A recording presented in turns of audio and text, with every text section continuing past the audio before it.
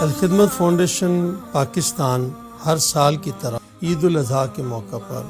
پاکستان کے طول و عرض میں قربانی کا اہتمام کرتے ہیں۔ اس کام کے لیے پوری دنیا سے اہل خیر تعاون کرتے ہیں اور ہم ان کے تعاون سے بہت بڑی مقدار کے اندر گائے اور بکرا یا چھترا ذبح کرنے کا اہتمام کرتے ہیں۔ اس سال بھی ہم نے قربانی کا اہتمام کیا اور جو فریضہ تھا وہ ہم نے ایک سلاٹر ہاؤس کے اندر سر انجام دیا۔ اس سلاٹر ہاؤس میں جانور ایک دن پہلے آ جاتے ہیں، ان کا پورا میڈیکل چیک اپ کیا جاتا ہے اور پھر وہ پورا میکینیکل انداز سے ان کی قربانی سے لے کر ان کی کھال اتارنے تک، گوشت بنانے تک مکمل طور پر ایک ہائیجینکس کا خیال رکھا جاتا ہے، جس سے گوشت انتہائی صاف ستھرے طریقے سے بنتا ہے۔ اور پھر یہ قربانی کرنے کے فوراً بعد ہم یہ گوشت جو ہے وہ فریزر میں رکھتے ہیں، اس کو بلاسٹ کرتے ہیں اور پھر اس کو چھوٹے چھوٹے پیکٹس کے اندر ہم پیک کرتے ہیں۔ الحمدللہ یہ پورا طریقہ کار شرعی اصولوں کے مطابق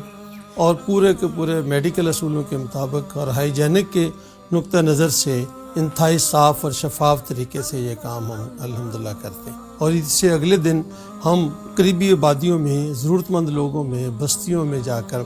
اہل خیر، اہل ضرورت مند جو لوگ ہیں ان کے پاس اس گوشت کو ان کے گھروں میں تقسیم کرتے ہیں تاکہ وہ بھی اس عید کے موقع پر گوشت کھا سکیں اور اس سے مستفید ہو سکیں۔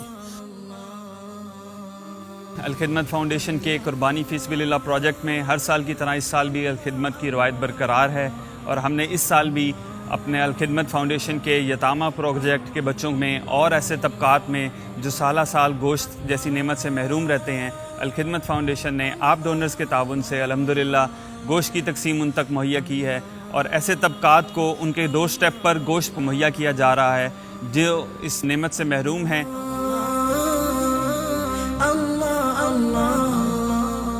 میں آخر میں تمام ان لوگوں کا شکریہ ادا کرنا چاہتا ہوں جنہوں نے اتنے بڑے پیمانے کے اوپر الخدمت فاؤنڈیشن کے ساتھ تعاون کیا، اور یہ امید کرتا ہوں کہ وہ آئندہ بھی رکھیں گے، اور یہ دعا کرتا ہوں کہ اللہ رب العزت ان کی قربانی کو قبول فرمائے اور ان کے لیے یہ بخشش کا ذریعہ ہو۔